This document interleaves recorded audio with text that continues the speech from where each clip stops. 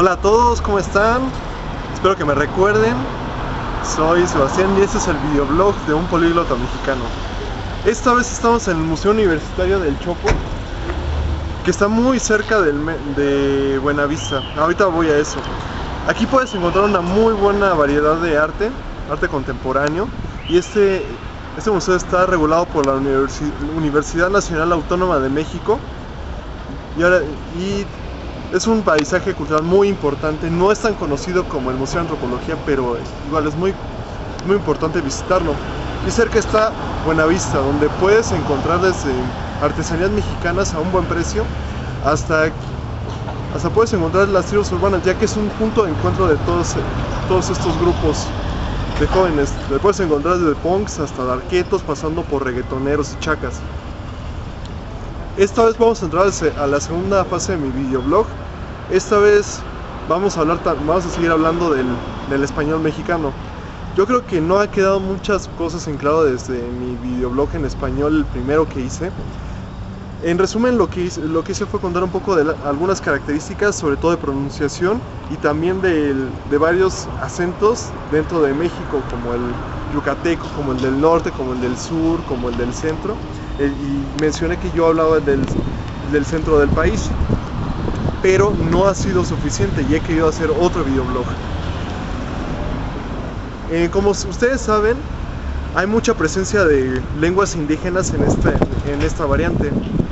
México tiene alrededor de 68 pueblos, que lo hace un país con gran diversidad cultural, por detrás de países como la India y delante de países como China.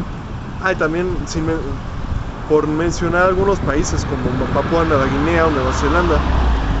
Cada pueblo de los 68 que componen México tiene su propio idioma indígena, como el náhuatl, el maya, el tzotzil, el celtal, el zapoteco, el tarasco, el mixteco, el mije, y así nos podemos ir.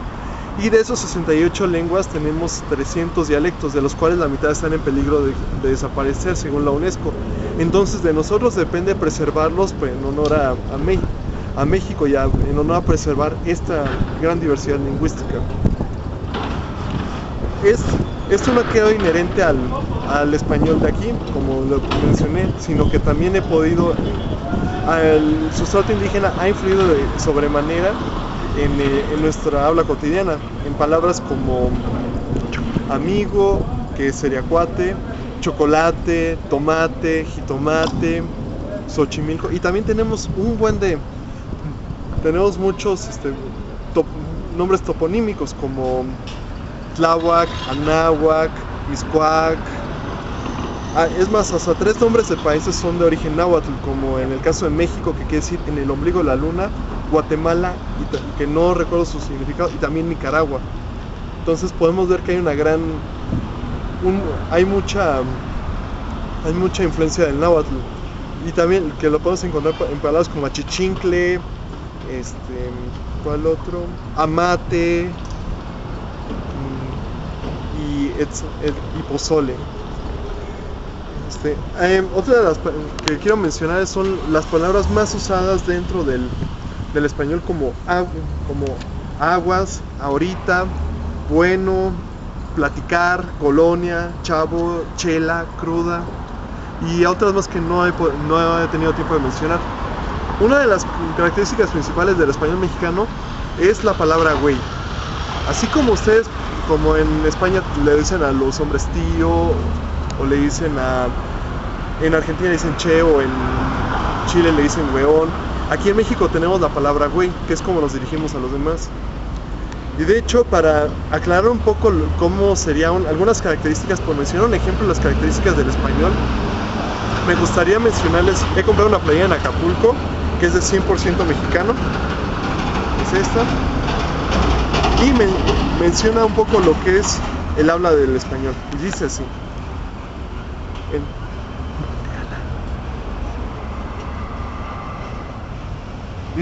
el mexicano no se emborracha, se pone pedo.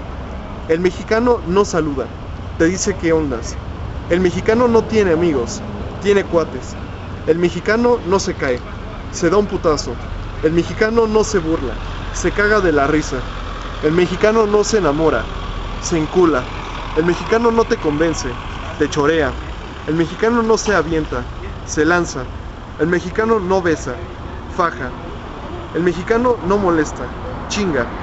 El mexicano no se molesta, se encabrona. El mexicano no te golpea, te da un putazo.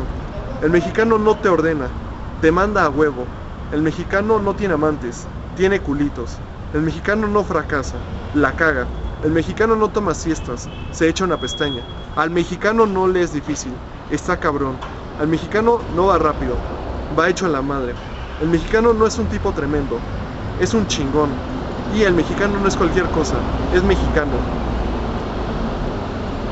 Entonces, como pudieron escuchar, esto es una prueba de lo que es el habla cotidiana del español. Y eso nos lleva también a lo que son las groserías y las palabras soeces.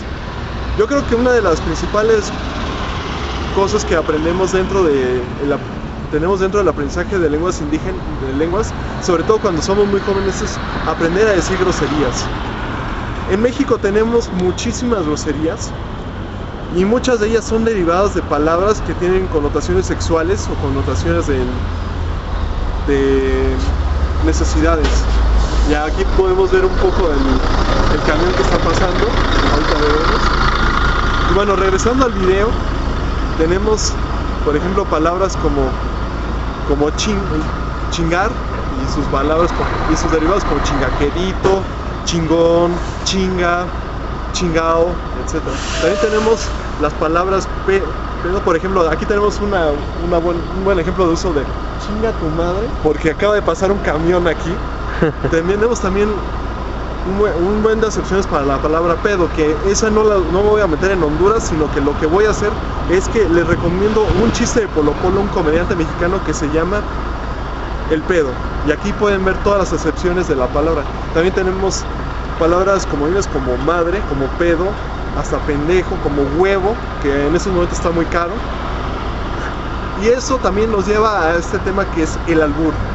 El albur es una de las cosas que tiene más uso dentro del habla cotidiana mexicana, debido a la riqueza con que se usa el español en el caso del doble sentido. No quiere decir que sea el único país donde se use el albur, sino también en República Dominicana hay presencia de este fenómeno. Pero aquí en México, sobre todo en lo que es el centro de México, tenemos una gran presencia. Se basa en no usar groserías. De hecho, las competencias piden expresamente no usar groserías, sino que con el mismo juego de palabras se usa mucho el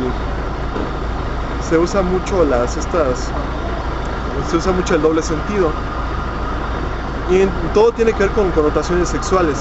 Por ejemplo, en el caso del pene tenemos varias cosas que se le parecen, por ejemplo pepino, chorizo y todo. Y entonces, por ejemplo, si alguien puede decir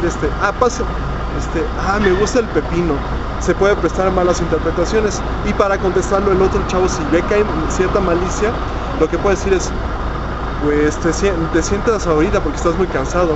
Lo que está dando a entender es que se tiene que sentar en el órgano sexual masculino. Y la diferencia es que, bueno, el objetivo es que dejes sin habla al otro y que no se repita el albur. Alguien que ya es muy diestro, o personas que ya son muy diestras, pueden tener conversaciones de más de media hora sin repetir los albures y solamente estar hablando en doble sentido. Y en cierta manera tienes que aprender un poco, si vas a venir a México, sobre todo en el centro de México, vas a tener que lidiar un poco con esto, porque muchas veces no sabremos qué quieres decir, y es por eso cuando tiene que salir a flote tu picardía. Y bueno, en cuanto al tema sería todo por hoy. He querido hablar de otro tema, que es de un programa que voy a hacer de aprendizaje lingüístico, que yo me lo propuse a mí mismo, que es una meta que yo quiero tener, que se llama 20 y 30 para el 2030. Se basa en que para el 2020 quiero hablar, o tengo la intención de aprender 20 idiomas. En estos momentos ya llevo 9, más otros 2 que estoy aprendiendo, que yo creo que van a salir unos videoblogs luego. Y para 2030 me gustaría hablar de 30 idiomas.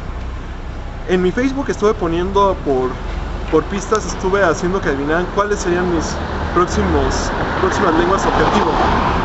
Pero se las voy a mencionar porque muchos de ustedes seguramente no me tienen en Facebook. Serían las siguientes lenguas. Sería Bahasa Indonesio, persa o farsi, bengalí, latín, húngaro, suajili, coreano, hebreo y náhuatl. Como ustedes se podrán dar cuenta, muchas de ellas no son de la misma familia lingüística o de la misma rama. A lo mejor se podrán parecer entre el farsi, el bengalí y el latín, porque son indoeuropeas, pero son de diferentes ramas. Y también tenemos presencia de lenguas semíticas, lenguas aisladas, como en el caso del coreano, lenguas amerindias, como en el caso del náhuatl. Tenemos presencia de lenguas uralo-altaicas y malayo-polinésicas.